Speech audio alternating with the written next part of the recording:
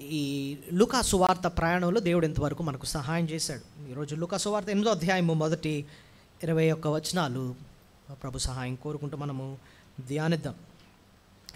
ఇంతవరకు మనకు అర్థమైంది ఏంటంటేనండి, యేసు ప్రభు ఆయన వాక్యం చెప్తున్నప్పుడు 2 రకాలుగా మనుషులు స్పందించారు.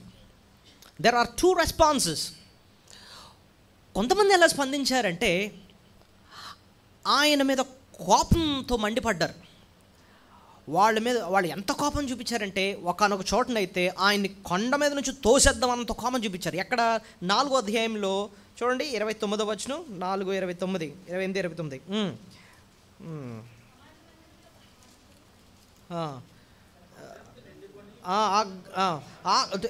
ఆగ్రహంతో నిండుకొని లేచి ఆయనను పట్టణముల నుండి వెళ్ళగొట్టి ఆయనను తలక్రిందులుగా పడద్రోయవలని పట్టణము కొండపేట ఆయన తీసుకొని పోయిరి. సో ప్రభుని ఏం చేద్దాం అనుకున్నారు? తరిమి కొండ మీద నుంచే తోసేది. అసలు ఎంత ఘోరంగా ఉంది చూడండి వినడానికి. అంటే ప్రభు వాక్యం చెప్తున్నందుకు అంత ఆగ్రహం పెంచుకున్నారనమాట. సో ఒక రకమైన గుంపు ఆయన మీద ఏం పెంచుకుంటున్నారు? ఆగ్రహం, కోపం పెంచుకుంటున్నారు. ఆయన చంపేయాలని చూస్తున్నారు అనమాట. మనం 6వ అధ్యాయంలో కూడా మనం చూస్తాం, వెర్రి కోపంతో ఉన్నారని ఇంతకుముందు మనం చూసాం. ఇక్కడ 6:11 అంటున్నాడు చూడండి.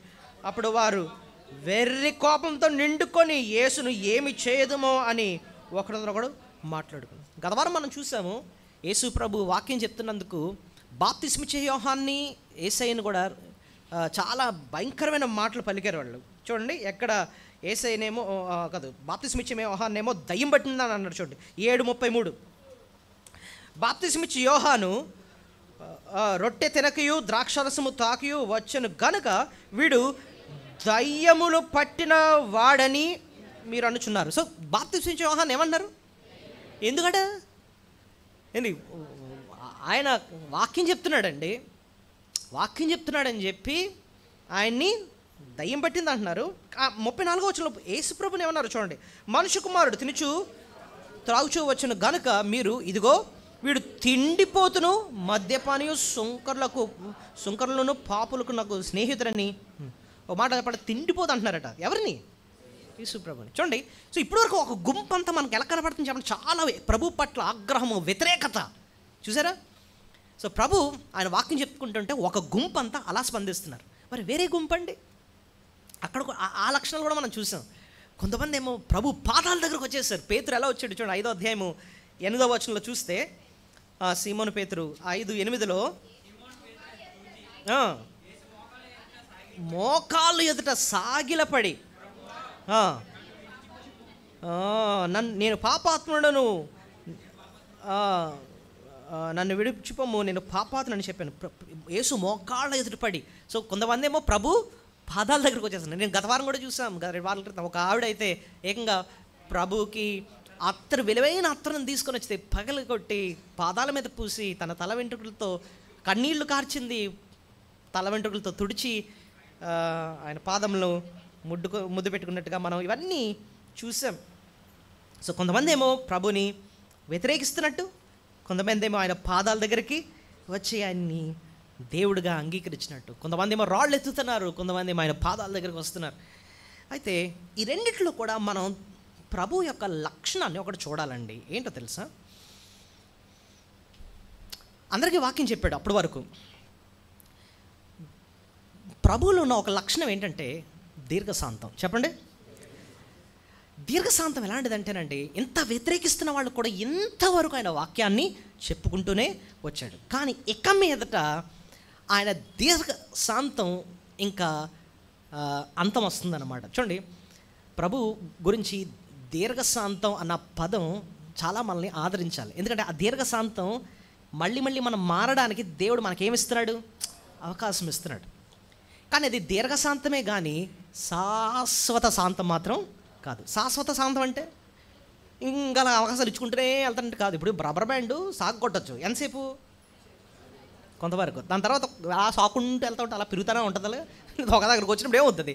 పద్మ దిగుతుంది, అంతేనా? Same thing. ప్రభు కూడా దీర్ఘశాంతాన్ని చూపించాడు. 7వ అధ్యాయం వరకు దీర్ఘశాంతాన్ని చాలా చూపించాడు. ఆయన తిండిపోతన్నా ఊరుకున్నాడండి. మద్యపాని, పాపులకు స్నేహితుడన్నా, సుంకర్లకు స్నేహితుడన్నా ఊరుకున్నాడు. ఒక పక్కన కొండ మీద నుంచి తోసేద్దామని చూస్తున్నా కూడా అలా అయినా ఊరుకున్నాడండి.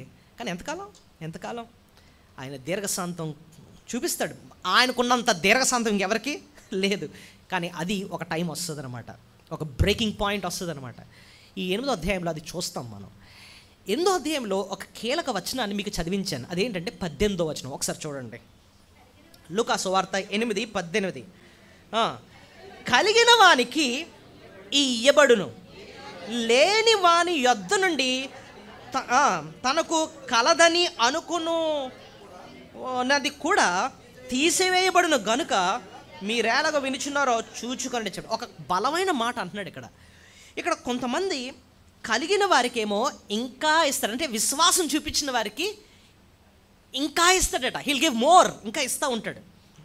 కానీ వ్యతిరేకించిన వాళ్ళకి ప్రభు ఏం చేస్తాడు తెలుసా? ఇప్పుడు వరకు ఇచ్చింది కూడా వాళ్ళ దగ్గర నుంచి తీసేస్తాడటండి. అది తీర్పు అనమాట. అంటే ఆయన యందు విశ్వాసం ఉంచిన వారికి ఇంకా ఎక్కువ ఇస్తూ ఉంటాడు అంటండి. ఆయన నందు విశ్వసించిన వారికి ఇంకా ఉన్నది కూడా వాళ్ళ దగ్గర నుంచి తీసేస్తాడు. సో ఇదను మనం చూడబోయేది అదే. 8వ అధ్యాయంలో మొదటి 21 వచనాల్లోనండి ప్రభు ఆయన యందు విశ్వాసం ఉంచిన వారికి, ఆయన ఆశ్రయించిన వారికి ఆయన ఏంటి ఎక్కువ ఇస్తున్నాడు వాళ్ళకి అన్నాడు కదా. కలిగిన వానికి ఇయ్యబడును అంటున్నాడు కదా. ఏంటి ఇచ్చాడు? అది 3 విషయాలు మనం నేర్చుకోబోతున్నాం. ఆయన విశ్వసించిన వారికి, వ్యతిరేకించిన వారికి ఎలా తీర్పు తీరుస్తున్నాడో అది కూడా మనం చూస్తాం. కానీ కలిగిన వారికి, ఆయన దగ్గరికి వచ్చేసిన వాళ్ళకి, వ్యతిరేకించకుండా ఆయన మాటకి ఇంకా లోబడిన వాళ్ళకి ఆయన ఇచ్చే ఆశీర్వాదాలు ఏంటో ఒక 3 శ్రేష్టమైన ఆశీర్వాదాలు ఈ భాగంలో మనం చూడబోతున్నాం. మనం ఆయన వ్యతిరేకించకుండా ఆయన దగ్గరికి వచ్చామండి. ఆయన మనకిచ్చే భాగ్యం ఏంటండి? ఏంటి ఆయన మనకిచ్చిన భాగ్యం? అది 3 అద్భుతమైన విషయాలు ఇద్దరం చూడబోతున్నాం ఈ భాగంలో. మరి ఏంటో ఒక్కొక్కటి మనం చూద్దాం. మొట్టమొదటిది ఆయన మనకిచ్చిన గొప్ప భాగ్యం ఏంటంటే ప్రభుని హత్తుకొని ఆయన సేవ చేసుకునే భాగ్యాన్ని ప్రభు ఇచ్చాడు మనకి. చెప్పండి, ప్రభుని హత్తుకొని ఆయన సేవ చేసుకునే భాగ్యాన్ని ప్రభు మనకి ఇచ్చాడు. కలిగిన వారికి ఆయన ఇస్తానంటున్నాడు కదా. ఏంటి ఇచ్చాడు తెలుసా? ఆయన్ని హత్తుకొని ఆయన సేవ చేసుకునే భాగ్యాన్ని ఇచ్చాడు. అది మనం ఈ మొదటి 3 వచనాల్లో చూడబోతున్నాం. ఇక్కడ ప్రభు పరిచర్య చేస్తూ ఉంటే కొంతమంది ఆయనతో ఉన్నారటండి, ఆయన్ని హత్తుకున్నారట, ఆయన సేవ చేస్తున్నారట. అదేంటో మనం ముందుగా ఈ టెక్స్ట్లో మనం చూద్దాం. చూడండి 8వ వచనం. వెంటనే ఆయన దేవుని రాజ్య సువార్తను తెలుపుచూ ప్రకటించుచు ప్రతి పట్టణములోను ప్రతి గ్రామములోను సంచారము చేయుచుండగా. అసలు ఇక్కడ వరకు ప్రభు మొదటి వచనంలో ఏం చేస్తున్నాడు? ఆయన సంచారం చేస్తాడు, వాక్యం చెప్తున్నాడు, సువార్త చెప్పుకుంటూ వెళ్తున్నాడు. చాలా బాగుంది. కానీ 2వ వచనంలో ఆయనతో పాటు కొంతమంది ఉన్నారట. చూడండి, 12 మంది శిష్యులను, అపవిత్రాత్మలను, వ్యాధులను పోగొట్టబడిన కొందరు స్త్రీలను, అనగా 7 దయ్యములు వదిలిపోయిన మగ్దలేని అనబడిన మరియయు, హేరోదు యొక్క గృహ నిర్వాహకుడగు కూజా కుమారుడగు యోహన్నాయును, సుసన్నాయు ఆయనతో కూడా ఉండిరి. ఈ 2వ వచనంలో నేను అండర్లైన్ చేసుకున్న లైన్ ఏంటంటే ఆయనతో కూడా ఉండిరి. ఏం రాసింది చెప్పండి లాస్ట్లో? ఆయన పరిచర్య చేస్తూ ఉంటే వీళ్ళు ఇంకా ఆయనతో ఉండిపోయారట. వెంటనే నాకు వచ్చిన క్వశ్చన్ ఏంటంటే, వేరే వాళ్ళు ఎందుకు ఉండలేదు? వ్యతిరేకించిన వాళ్ళు ఎందుకు వ్యతిరేకించి వెళ్ళిపోయారు? వీళ్ళు ఎందుకున్నారు? వీళ్ళ జీవితాలు ఏమో తక్కువ అంటే వీళ్ళకి పెద్ద పెద్ద వ్యాపారాలు ఉన్నాయి. ఒక ఆవిడైతే ఏకంగా చూడండి, హేరోదు యొక్క గృహ నిర్వాహకుడకు కూజ భార్యకు యోహన్న. హేరోదు ఎవరు? రాజుకు స్టూవర్డ్ అనమాట, గృహ నిర్వాహకుడు. అంటే ఆయన సొంత పియ అనమాట. ఆమె నిజానికి బోల్డ్ అంత ఆస్తి ఉంది ఆవిడకి. ప్రభు దగ్గరకు ఉండాల్సినంత అవసరం ఏమొచ్చిందండి అంటే ఒకే ఒక పాయింట్ ఆలోచించండి. యోహాను సువార్తలో ప్రభు ఒక మాట అంటాడు, ప్రభు ఒకళ్ళని ఆకర్షిస్తే తప్ప ఎవరు ఆయన వద్దకు రారు. మిగిలిన వాళ్ళందరూ పోయారు, ప్రభు దగ్గరికి వచ్చారు, హత్తుకొని ఉన్నారంటండి. ప్రభు పరిచర్య చేస్తా, ప్రభు మేము మీతో ఉంటాం. ఎందుకున్నారండి అంటే ప్రభు వారిని ఆకర్షించుకున్నాడు. యోహాను సువార్త 6వ అధ్యాయం 44వ వచనం చూడండి. యోహాను సువార్త 6వ అధ్యాయము 44వ వచనం.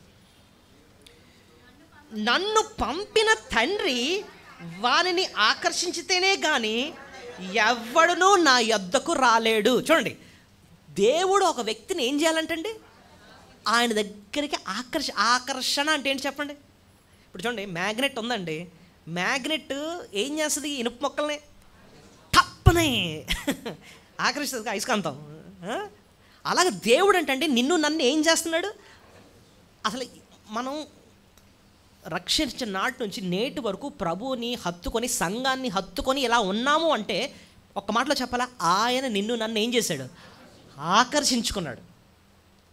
ఇదే యోహాను సువార్త 6:66 చూస్తే కొంతమంది వెళ్ళిపోయారట.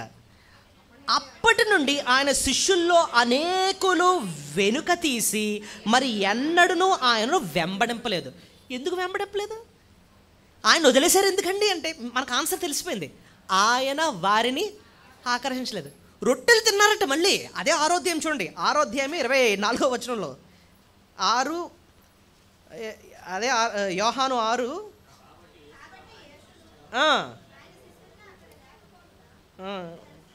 కాదు ఎక్కడంటేనండి, మీరు రొట్టెలు తినడానికి వచ్చారు నన్ను అంటాడు. 26 చదవండి, 26.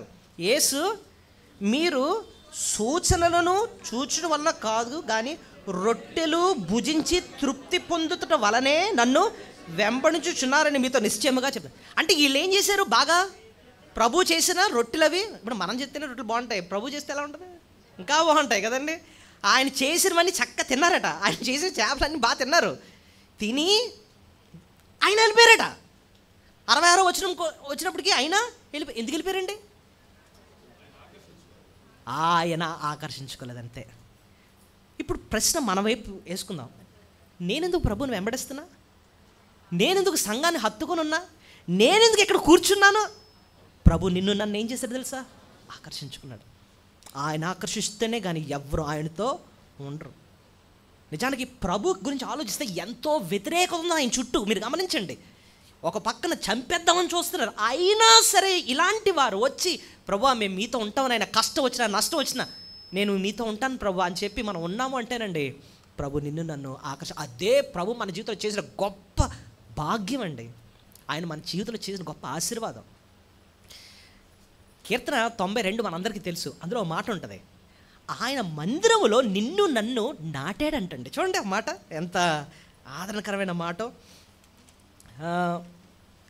కీర్తనల గ్రంథం 92వ అధ్యాయం ఎక్కడ 13వ వచనం, యెహోవా మందిరములో నాటబడిన వారే వారు మన దేవుని ఆవరణములో వర్ధిల్లుదురు. ప్రభు మందిరంలో ప్రభు నిన్ను నన్ను ఏం చేశాడంటండి, నాటాడు. ఇప్పుడు చెప్పండి, ఏ చెట్టు అన్నా దానికి అదే వచ్చేసి గొయ్యి తవ్వుకొని లోపలికి వెళ్ళి ఇలా పూడ్చుకొని అలా ఉంటుందా? చెట్టును మనం ఏం చేయాలి, నాటాలి. ఎక్కడో ఉన్న నిన్ను నన్ను ప్రభు పట్టుకొని తీసుకొచ్చి ఆయన సంఘంలో ఆయన సహవాసంలో ఏం చేశాడు, నిన్ను నాటాడు. అది దేవుడు నీ జీవితంలో నా జీవితం చేసిన గొప్ప భాగ్యం ఏంటి. ప్రభు ఒకప్పుడు దూరస్తుని, ఒకప్పుడు సాతాను రాజ్యంలో ఆడే అధికారంలో ఉన్న నన్ను పట్టుకొని తీసుకొచ్చి నువ్వు ఆకర్షించుకున్నావు, నువ్వు నన్ను నాటావు, అందుబట్టి నీకు ఎన్నో వందనాలని చెప్పి దేవుని స్తుతించాను. సో మొట్టమొదటి ఏం నేర్చుకున్నాను చెప్పండి, ప్రభు ఏం చేశాడు, ఆయన హత్తుకొని, అంతేకాకుండా ఆయన్ని సేవించే గొప్ప భాగ్యాన్ని ప్రభు సేవించే అన్న మాట అన్నాను చూసారా, అది ఎక్కడుందండి అంటే మీరే చూడండి, లూకా సువార్త 8వ అధ్యాయం 3వ వచనంలో ఈ ప్రజలు వచ్చి ప్రభుని ఏం చేశారట. లూకా సువార్త 8:3,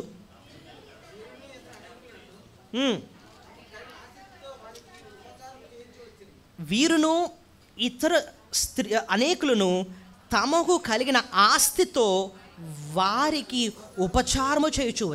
వారి ఉపచారం అన్న మాట పైన 4 అన్న సంఖ్య ఉండి కింద ఏం రాస్తుందో చెప్పగలరా ఫుట్ నోట్లో.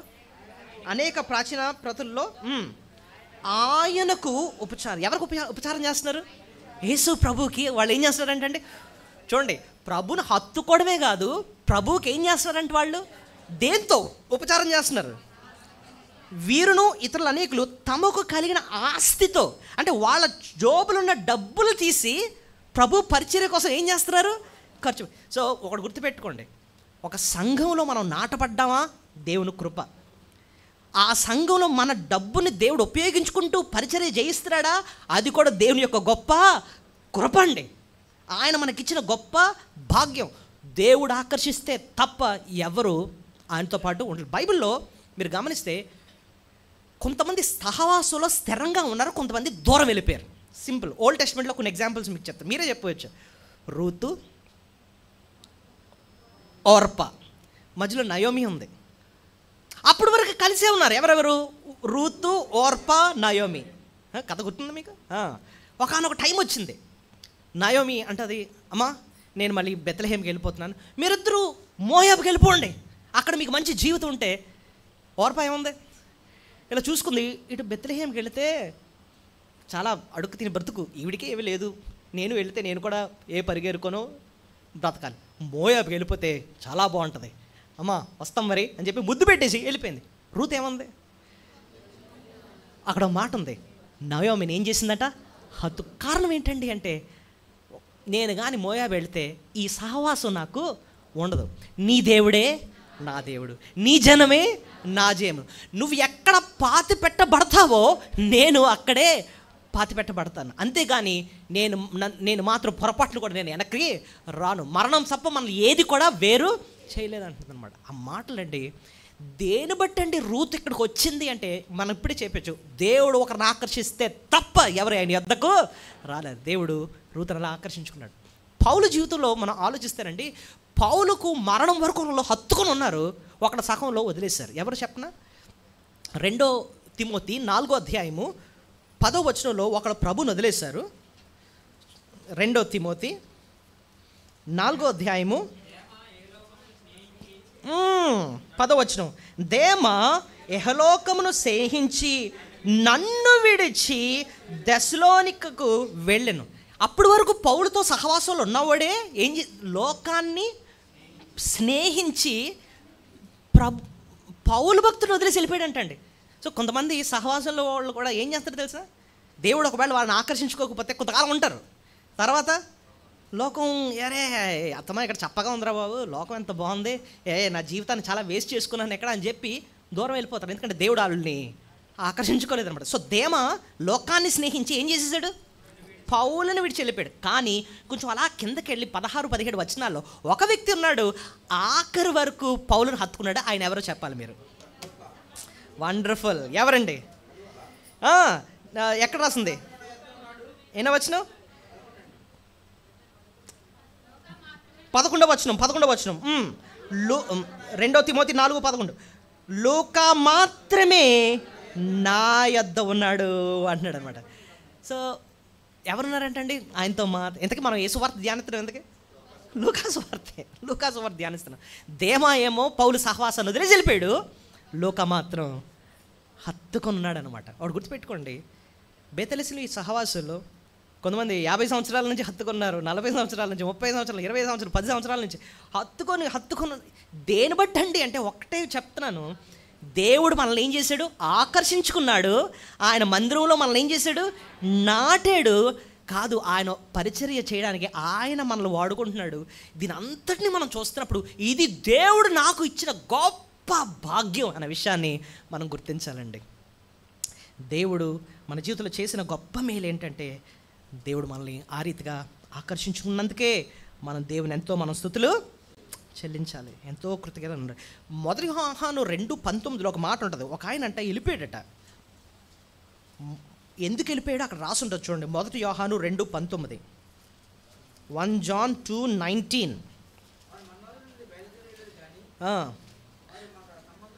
వారు మనలో నుండి బయలు వెళ్ళిరు కానీ వారు మన సంబంధులు కారు, వారు మన సంబంధులైతే మనతో కూడా నిలిచి ఉందరు, అయితే వారందరూ మన సంబంధులు కారని ప్రత్యక్షపడినట్లు వారు బయలు వెళ్ళారు. ఇప్పుడు చెప్పండి, కొంతమంది అంట ఆ సహవాసాన్ని వదిలేసి వెళ్ళిపోయారట.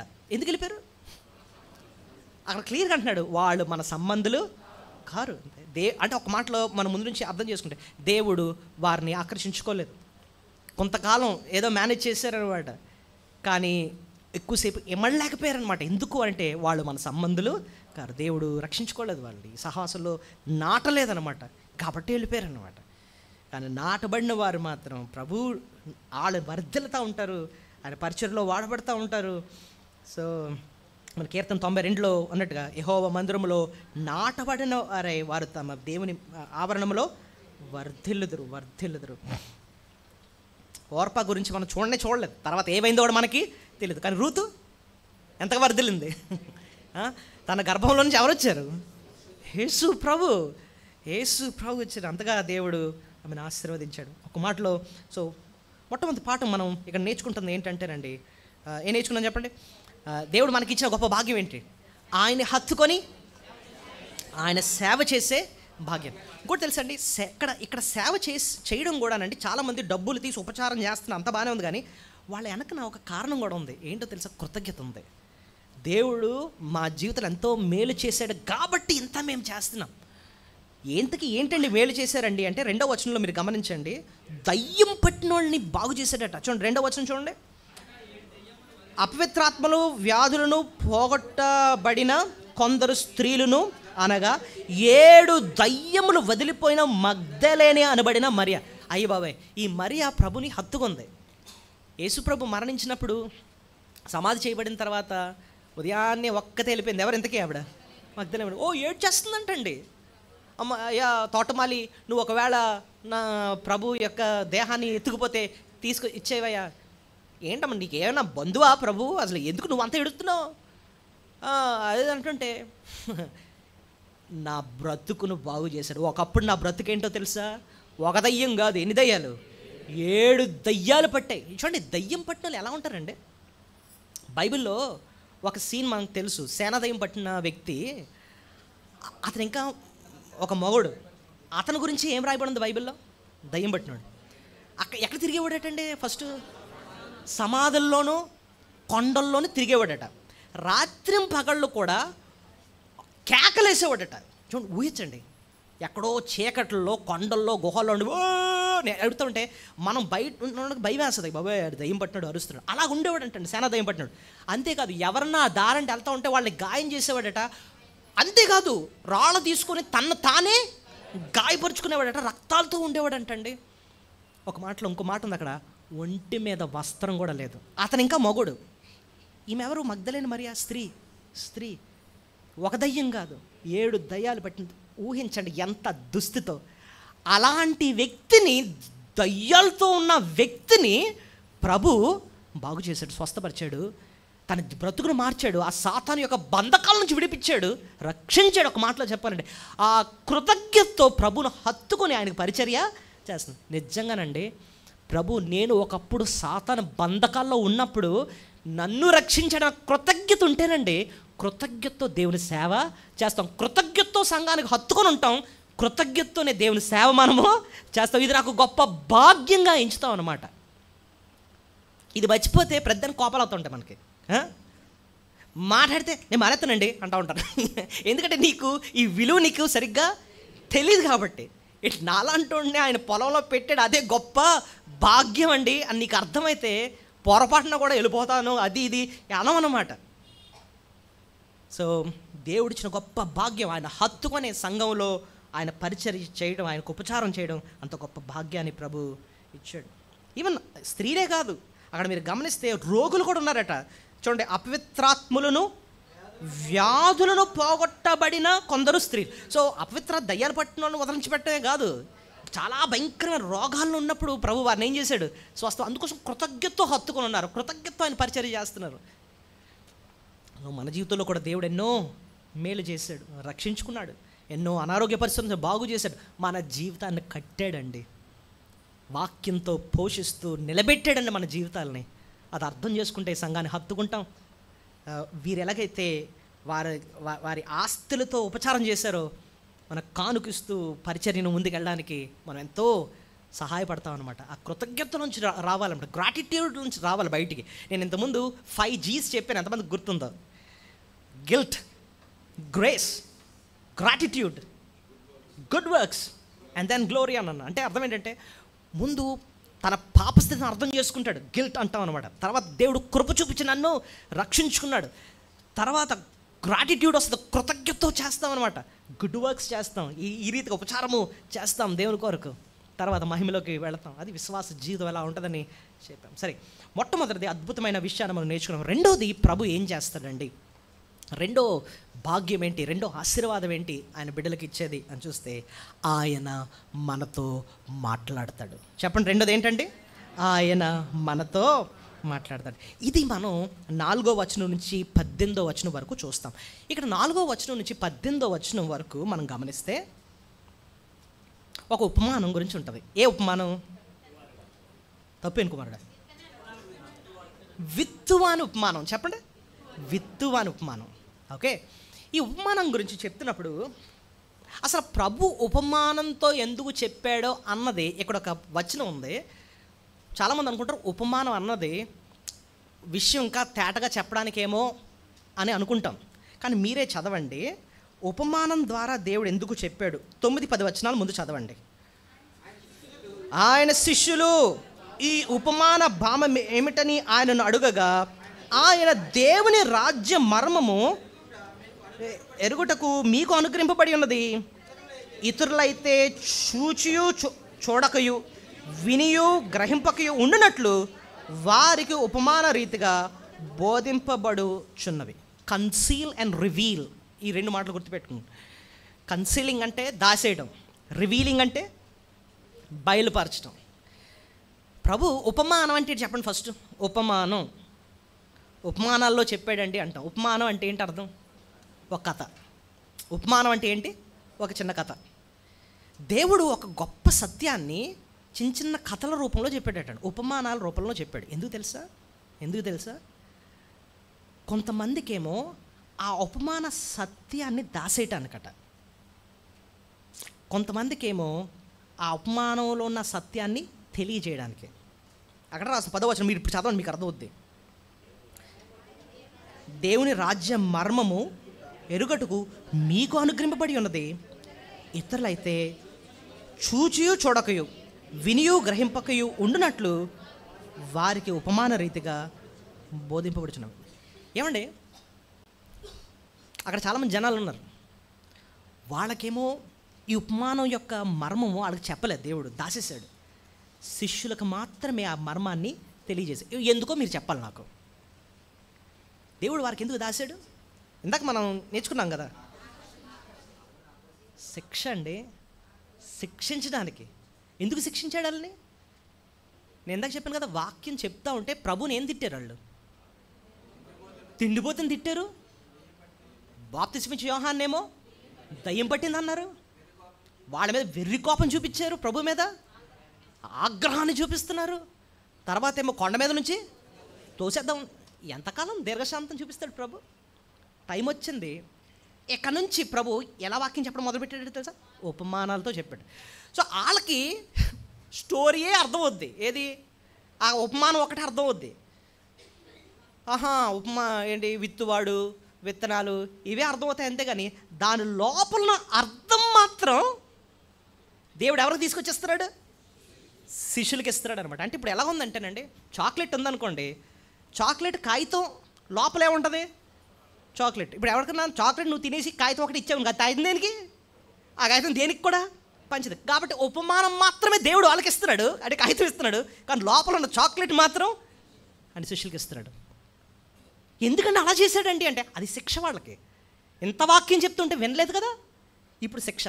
ఈసారి మీకు ఉపమాలే వస్తాయి. ఉపమా అంటున్నాను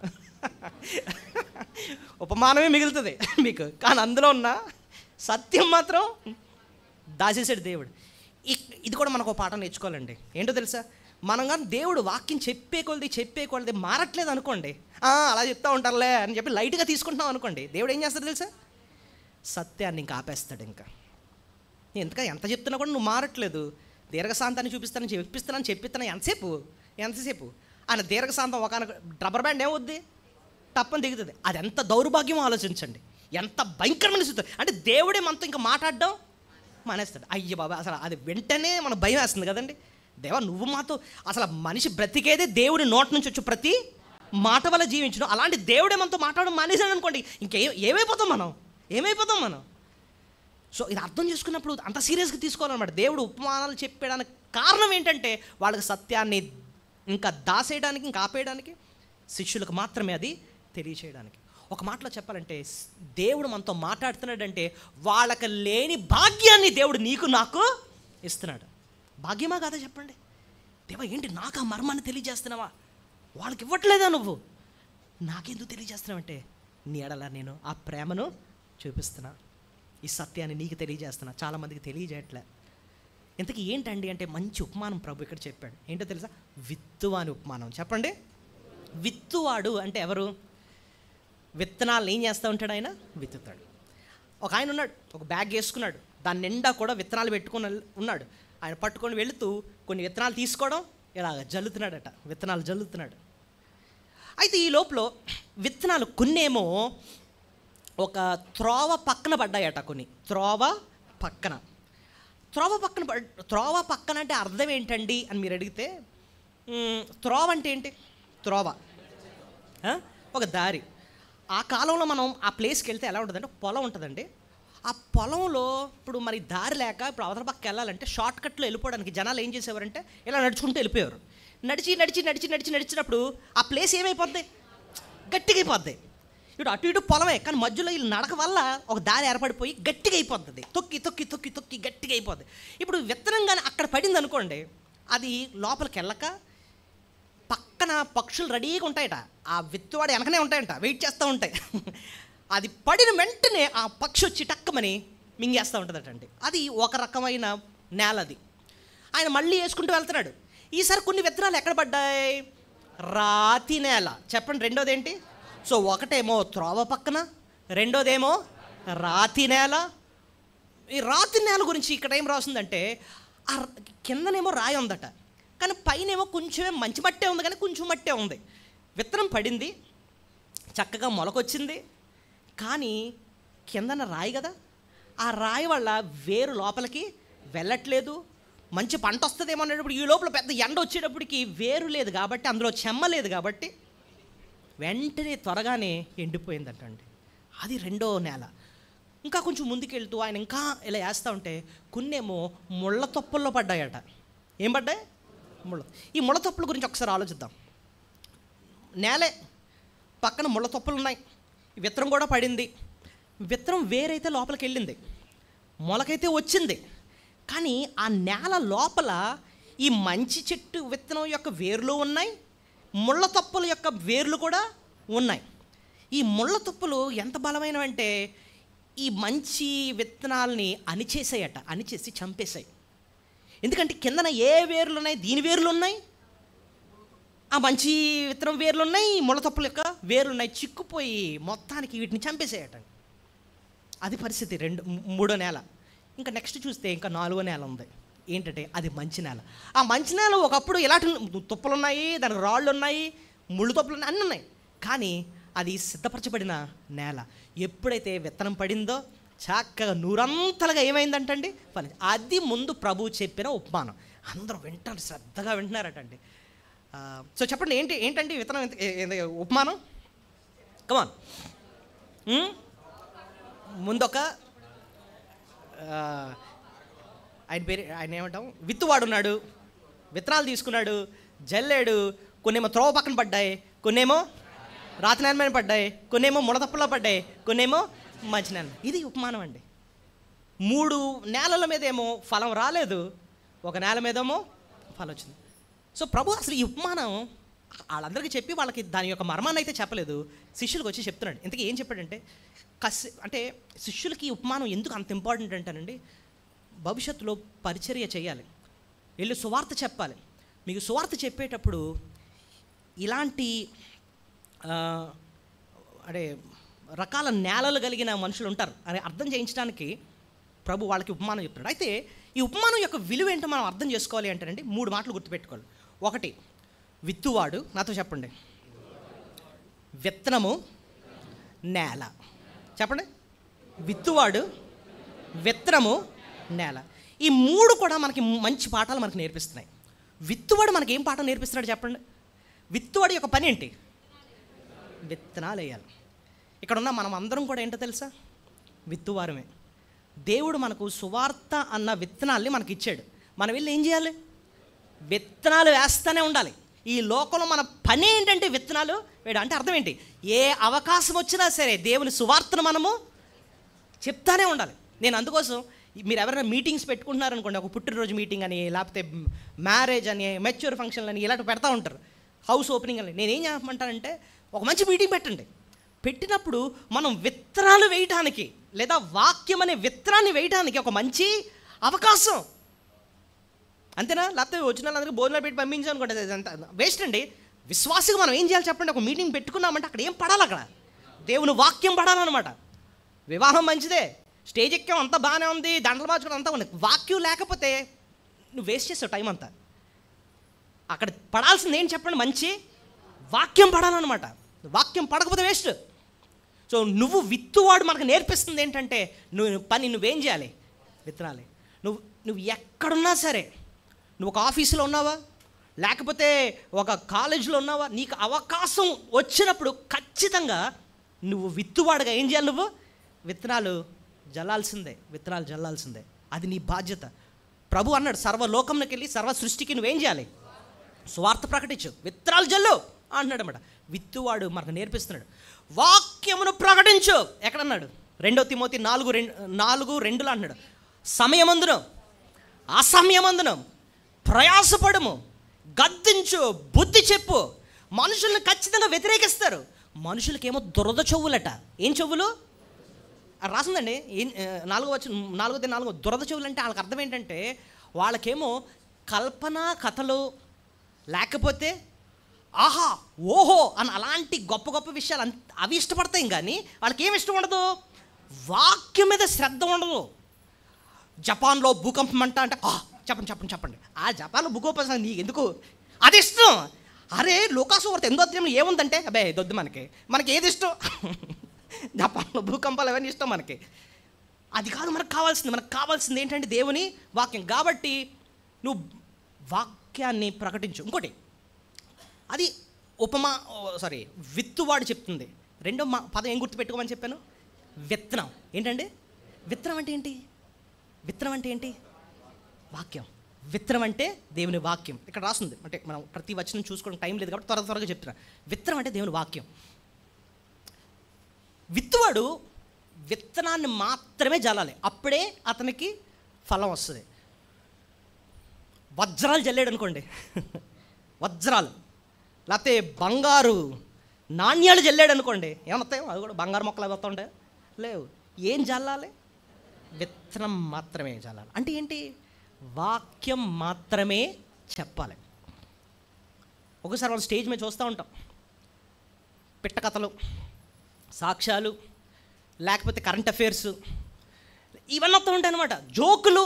ఒక ఆయన అన్నాడు, ఏంటి మీ అబ్బాయిని చెప్పించాల్సింది వాక్యం, మంచి భలే నవ్విస్తాడండి అని. అదేనా జోకులు వేసే స్టేజ్ అది? అక్కడ స్టేజ్ దేవుడు ఇచ్చాడు అంటే ఇక్కడ బైబిల్ తెరిచి ఇందులో ఏం రాసుందో దాని యొక్క వివరణ ఏంటి, దాన్ని ఎలా మన జీవితంలో అన్వయించుకోవాలి అని చెప్పి వాక్యాన్ని చెప్పాలి. వాక్యాన్ని ప్రకటించు. మనుషులకు నచ్చినా నచ్చకపోయినా, ఇప్పుడు యేసయ్య వాక్యం చెప్తే చాలామంది ఏం చేసేసారు? ఆయన్ని వదిలేశారు. నిన్ను వదిలేస్తారు. అర్రే మరి వాక్యం చెప్తుంటే వాళ్ళందరూ వెళ్ళిపోతున్నారండి. కాబట్టి మనం ఏం చేద్దామంటే వాళ్ళకి నచ్చి నువ్వు చెబుదాం. Then you are not being faithful. దేవుడి కంటే తెలివిగా నువ్వు ఆలోచిస్తున్నావు అనమాట. ఇది ప్రజల్ని ఆకర్షించుకునేది దేవుడా నువ్వా? దేవుడా నీ మాటలా? నేను ఇందాక చెప్పాను యోహాను 6:44 ఏముంది? తండ్రి వారిని ఆకర్షిస్తేనే కానీ ఎవరు నా యొద్దకు రారు. దేవుడు ఆకర్షించుకోవడానికి ఆయన వాడుకునే అంటే యంత్రం ఏది? విత్తనం ఏది? దేవుని వాక్యం. కాబట్టి నువ్వు దేవుని యాంగిల్లో ఆలోచించి వాక్యాన్ని చెప్పు. వాక్యం ఏముందండి అంటే క్రీస్తుని గురించి ఉంటుంది, యేసు ప్రభుని గురించి ఉంటుంది, ఆయన మరణాన్ని గురించి ఉంటుంది, ఆయన యొక్క గొప్పతనాన్ని గురించి ఉంటుంది, ఆయన ఇచ్చే గొప్ప రక్షణ గురించి ఉంటుంది. క్రీస్తును ప్రకటించాలి. చూడండి, 1 కొరింథీ 2:2 పౌలు భక్తుడి యొక్క వాక్యం యొక్క సారాంశం ఎవరో చూడండి. 1 కొరింథియన్స్ 2:2 నేను యేసు క్రీస్తును అనగా సిలువ వేయబడిన యేసు క్రీస్తును తప్ప మరి ఏది మీ మధ్య నెరగకుందని నేను నిశ్చయించుకుంటున్నాను. చూడండి, యేసు క్రీస్తు అనగా సిలువ వేయబడిన యేసు. సో యేసు ప్రభు యొక్క సిలువను గురించి చెప్పాలని అంటున్నాడు. మళ్ళీ మొదటి అధ్యాయము 23వ వచనం చూడండి. మొదటి అధ్యాయం 23, మొదటి కొరింథీ. అయితే మేము సిలువ వేయబడిన క్రీస్తును ప్రకటించు. సో ఎవరిని గురించి ప్రకటించాలి? సిలువ వేయబడిన క్రీస్తు. కొలస్సీ 1:28, కొలాషియన్స్ 1:28, కొలస్సీ 1:28. ప్రతి మనుషుని క్రీస్తునందు సంపూర్ణంగా చేసి ఆయన ఎదుట నిలబెట్టవలెనని సమస్త విధములైన జ్ఞానముతో మేము ప్రతి మనుషుని బుద్ధి చెప్పుచు ప్రతి మనుషుని బోధించుచు ఆయనను ప్రకటించుచున్నాము. ఆయనను అంటే ఎవరింతకీ? ఆయన యేసు క్రీస్తును ప్రకటిస్తున్నాం. సో మన మెసేజ్కి కేంద్ర బిందువు, కంటెంట్ ఏమై ఉండాలి చెప్పండి? యేసు ప్రభు. అంటే నీ దగ్గరకు వచ్చినోడికి ఆడ మైండ్లోకి వెళ్ళాల్సింది ఎవరి గురించి అంటే యేసు ప్రభుని గురించి.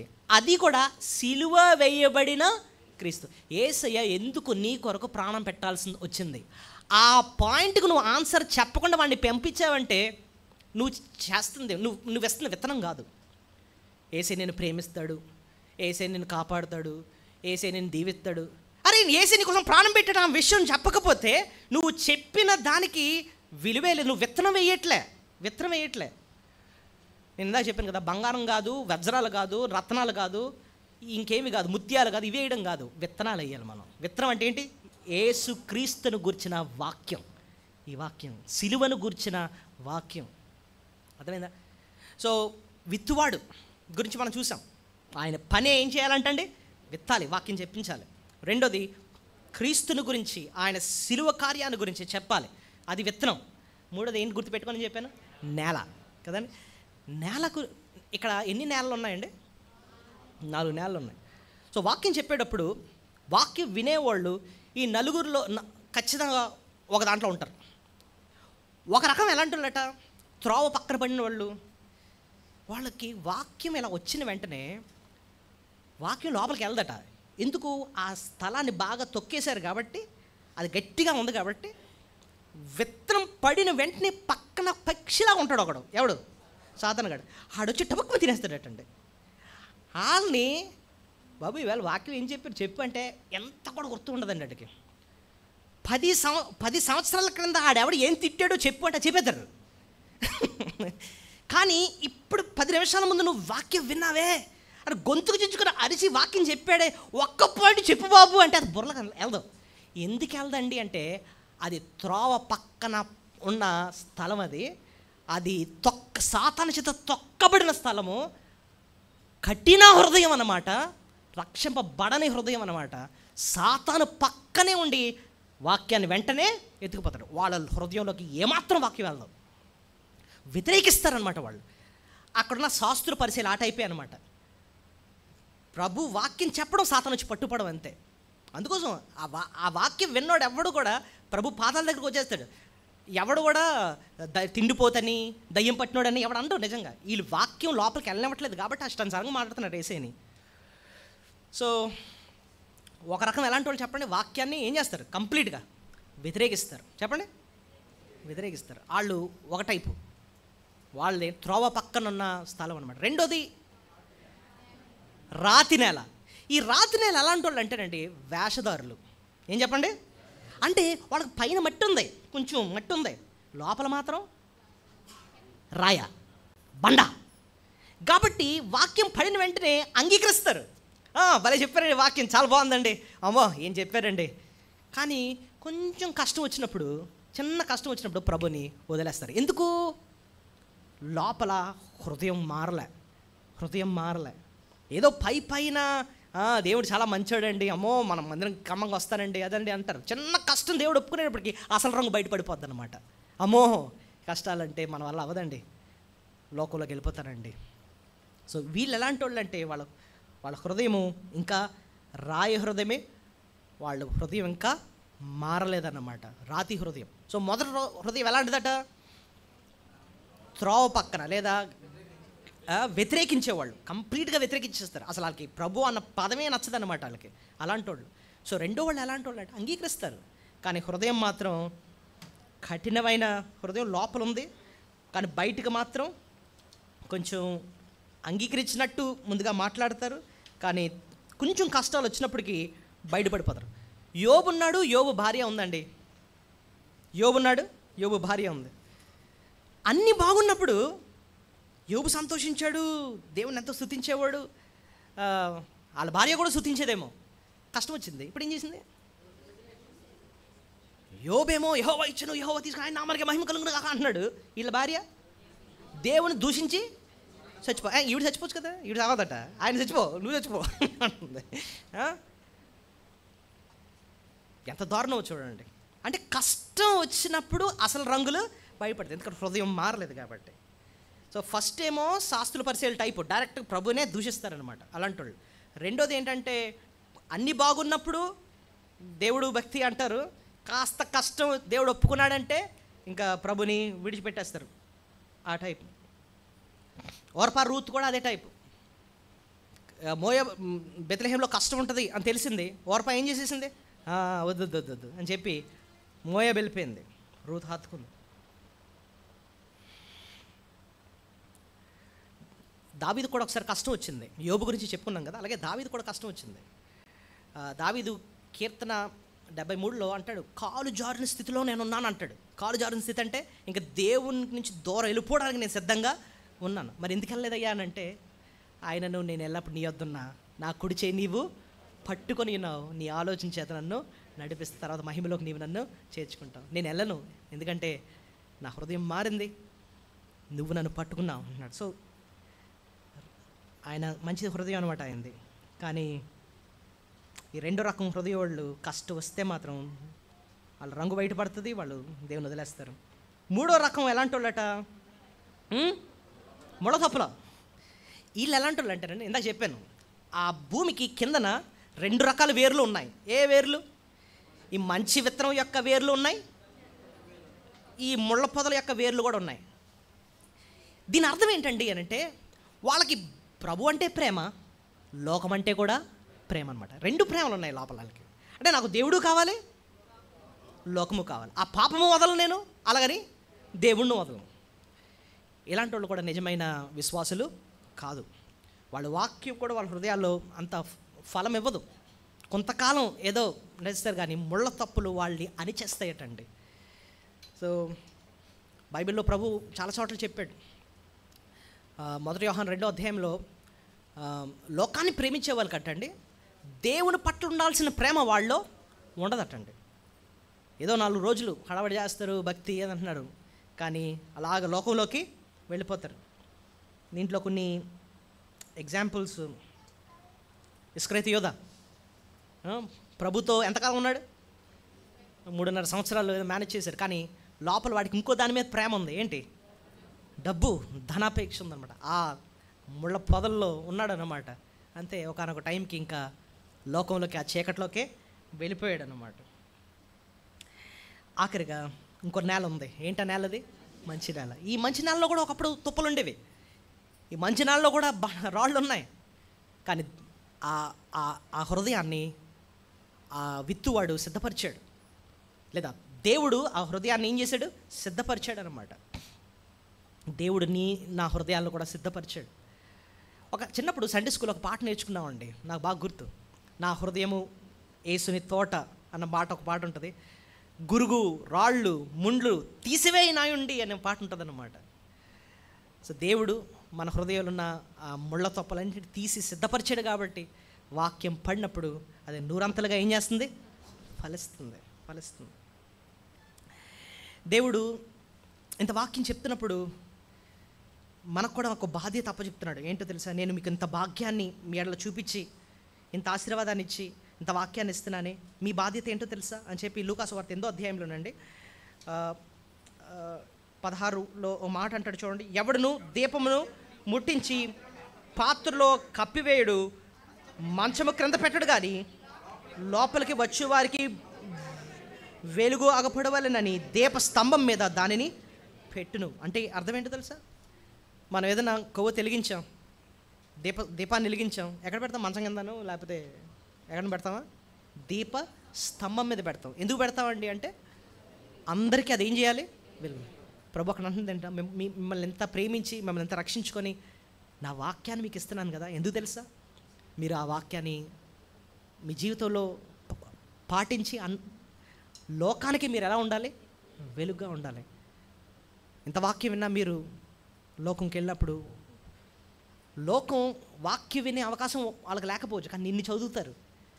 2 కొరింథీ 3:2 అంటాడు, మీరే నా పత్రికలు అంటాడు. మీరే అంటే వాళ్ళకి వాక్యం చెప్పే వాక్యం చదివే వినే అవకాశం లేకపోవచ్చు, కానీ మీరే పత్రికలు అంటాడు అనమాట. మీరే పత్రికలు అంటే అర్థం ఏంటి? మన జీవితమే వాళ్ళకి సాక్ష్యంగా ఉండాలన్నమాట. సో ప్రభు అంత గొప్ప భాగ్యాన్ని నీకు నాకు ఇచ్చాడు. సో 2 అద్భుతమైన విషయాలు మనం నేర్చుకున్నామండి. ఇదను ప్రభు మనకిచ్చిన భాగ్యం ఏంటండి అంటే, మొదటిది ఆయన హత్తుకొని ఆయన సేవ చేసే భాగ్యం ఇచ్చాడు. రెండోదేమో ఆయన మనతో మాట్లాడుతున్నాడు. వాళ్ళకేమో ఉపమానం చెప్పి వాళ్ళకి దాచేశాడు, మనకు ఆ సత్యాన్ని తెలియజేస్తున్నాడు.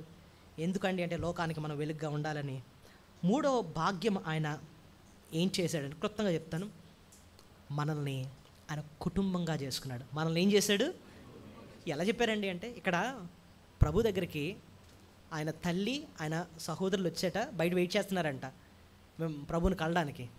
అప్పుడు చాలామంది వచ్చి, ప్రభు మీకోసం మీ తల్లిని మీ సహోదరులు వెయిట్ చేస్తున్నారంటే ప్రభు కఠినమైన మాట అంటాడు. చూడండి 21వ వచనం చూడండి. అందుకు ఆయన, దేవుని వాక్యము విని దాని ప్రకారం జరిగించు వీరే నా తల్లియు నా సహోదరు వారితో చెప్పాను. అక్కడ కూర్చొని వాక్యం వింటున్నారు చూసారా, వాళ్ళ వైపు చూసి అంటున్నాడు అండి, వీరే నాకు తల్లి నాకు తండ్రి. ఎవరు వీరంటే? అక్కడున్న మాట, ఎవరైతే నా వాక్యం విని దాని ప్రకారంగా చేస్తారో ప్రభు వాళ్ళు ఎంత విలువ ఎంచుకుంటాడంటే, వీరే నా కుటుంబం.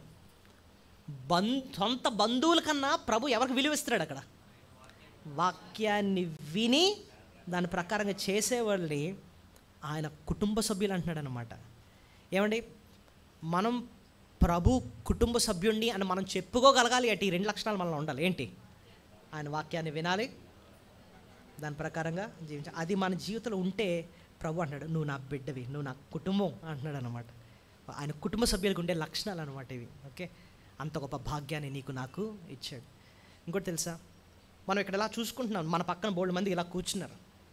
వీళ్ళందరూ వాక్యం విని లోబడ్డానికి ఆశ ఉంది కాబట్టి ఇక్కడ కూర్చున్నారు. అంటే మనం అందరం ఎవరి కుటుంబం? యేసు ప్రభు యొక్క కుటుంబం. ఒకడు గుర్తుపెట్టుకోండి, మీ సొంత బంధువుల కన్నా మీరు ఎక్కువ ఎవరిని ప్రేమించాలి? దేవుని బిడ్డలు. ఎందుకంటే దేవుని బిడ్డలు దేవుని యొక్క కుటుంబం. అర్థమవుతుంది మీకు? ఒక్కొక్కసారి మన బంధువు ఎవడో ఉంటాడు, ఆడికి అసలు బైబిల్ నచ్చదు, ఏసైని నోటుకు వచ్చినట్టు తిడతా ఉంటాడు. వాడికి మాత్రం తెగ వండి పెట్టేస్తూ ఉంటాం. అరే నీ ఇంట్లో శుభకార్యం జరిగిందంటే తోటి విశ్వాసాలు పిలవేమో కానీ అని నెమ్మ పిలుస్తూ ఉంటాం. ప్రభు గమనిస్తున్నాడు అన్నమాట, నువ్వు ఎవరికి విలువ ఇస్తున్నావు. కీర్తన 16లో అంటాడు, భూమి మీద ఉన్న భక్తులే నాకు శ్రేష్ఠులు, వారు నాకు కేవలం ఇష్టలు అంటున్నాడు అనమాట. సో ప్రభుకి మనం అంటే ఆయనకి ఎంతో విలువ. నిజంగా చెప్తున్నాను, మిమ్మల్ని ఈమె నా కుమార్తె అంటాడు, ఈ మన వైపు చూసి ఈయన నా కుమారుడు అంటాడు. నువ్వు నేను కూడా తోటి విశ్వాసికి అంత విలువ ఇవ్వాలి. ఎందుకంటే యేసు ప్రభు ఆ వ్యక్తిని అంత విలువగా ఎంచుకుంటున్నాడు. రక్త సంబంధి కన్నా దేవుని బిడ్డలకు ఎక్కువ విలువ ఇవ్వాలి. ఒకవేళ రక్త సంబంధులు కూడా దేవునిలో ఉన్నారు, ప్రభుని ప్రేమించేవారంటే అంతకన్నా సంతోషం ఇంకోటి ఏం లేదు. కానీ ప్రభుని వ్యతిరేకిస్తూ ప్రభుని ద్వేషిస్తూ ఉన్న వాళ్ళని సువార్త అయితే చెప్తాం, కానీ విశ్వాసులు ప్రేమించేంత ఎక్కువ విలువ వాళ్ళకి ఇవ్వకూడదు అనమాట. ఎందుకంటే ప్రభు ఆ బయటేమో వాళ్ళ సహోదరులు ఉన్నారట, ఇక్కడేమో ఆయన వాక్యం విని లోబడే వాళ్ళు ఉంటే ప్రభు అంటున్నాడు, వాళ్ళు వచ్చారా, నాకెవరు తెలుసా తల్లిని సహోదరులు వీళ్ళే, ఎవరైతే విని దానికి అనుసరిస్తున్నారో వీళ్ళు నాకు కుటుంబం, వీళ్ళు నాకు వీళ్ళు విలువ. ప్రభు వీళ్ళకి అంత విలువ ఇచ్చినప్పుడు నేను కూడా వాళ్ళకి అంత విలువ ఇవ్వాలి. అది మనం నేర్చుకోవాల్సిన పాఠం. సో బళ్ళకి వెళ్ళక ముందు ఈ 3 జ్ఞాపకం చేసుకోవాలి. లోకానికి ఇవ్వని భాగ్యం దేవుడు నీకు నాకు ఇచ్చాడు. ఒకటి, ఆయన సన్నిధిలో ఉండి ఆయన్ని సేవ చేసే భాగ్యం. రెండోది, ఆయన వాక్యాన్ని మనకు వినిపిస్తూ ఆయన ఇచ్చే భాగ్యం. మూడోదేమో ఆయన కుటుంబంగా నిన్ను నన్ను చేసుకున్నాడు. దయచేసి మోకరించండి. పరిశుద్ధ గొప్ప దేవా యేసయ్య,